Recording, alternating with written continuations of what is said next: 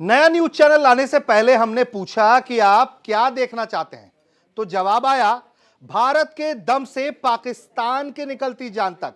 तो देखिए तक 360 गली से ग्लोब तक।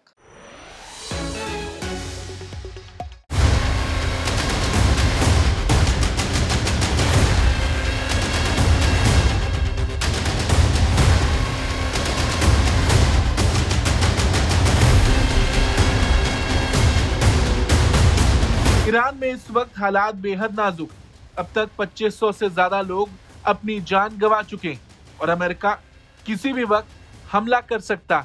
लेकिन ऐसे में एक बड़ी खबर सामने ये आ रही है कि ईरान के बिगड़ते हालात के बीच भारत के विदेश मंत्री एस जयशंकर ने ईरान के विदेश मंत्री सैयद अब्बास अराक्ची से फोन पर बातचीत की और मौजूदा हालात पर चर्चा की।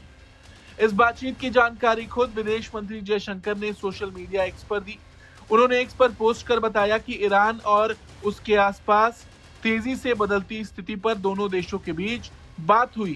साफ है कि भारत पूरे घटनाक्रम पर करीब से नजर बनाए हुए, खासकर वहां फंसे भारतीय नागरिकों को लेकर। दरअसल ईरान में हालात दिन ब दिन बिगड़ते जा रहे हैं। महंगाई और खामेनेई शासन के खिलाफ बीते 20 दिनों से लगातार प्रदर्शन हो रहे हैं। पूरे देश में करीब 280 जगहों पर हिंसक झड़पों की खबर है। हालात इतने गंभीर हैं कि अब तक 2500 से ज्यादा लोगों की मौत की आशंका जताई जा रही।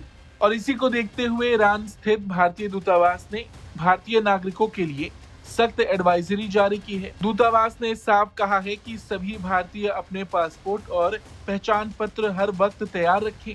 साथ ही प्रदर्शन और रैलियों वाले इलाके से पूरी तरह दूर रहने की सलाह दी गई। दूतावास ने यह भी कहा कि अगर संभव हो तो भारतीय नागरिक ईरान छोड़ दें, स्थानीय मीडिया पर नजर रखें और किसी भी आपात स्थिति में सीधे भारतीय दूतावास से संपर्क करें। इस बीच ईरान में फंसे कश्मीरी छात्रों की सुरक्षा को लेकर चिंता और बढ़ गई। जम्मू कश्मीर स्टूडेंट्स एसोसिएशन ने प्रधानमंत्री मोदी और विदेश मंत्री जयशंकर से अपील की है कि जल्द से जल्द निकासी अभियान शुरू किया जाए। एसोसिएशन का कहना है कि हालात तेजी से बिगड़ रहे हैं और छात्रों की जान खतरे में। उधर अंतर्राष्ट्रीय स्तर पर भी तनाव चरम पर है।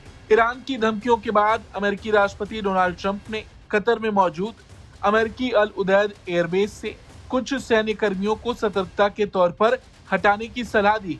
ये कदम ईरान की उस चेतावनी के बाद उठाया गया जिसमें कहा गया था कि अगर अमेरिकी हमले हुए तो पड़ोसी देशों में मौजूद अमेरिकी ठिकानों को निशाना बनाया जाएगा। इतना ही नहीं, ट्रंप ने प्रदर्शनकारियों से पीछे न हटने की बात कही है और दावा किया है कि मदद रास्ते में।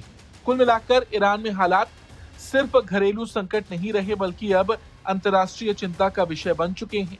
ऐसे में भारत की कूटनीतिक सक्रियता ये दिखाती है कि अपने नागरिकों की सुरक्षा और क्षेत्रीय स्थिरता दोनों भारत की प्राथमिकता में।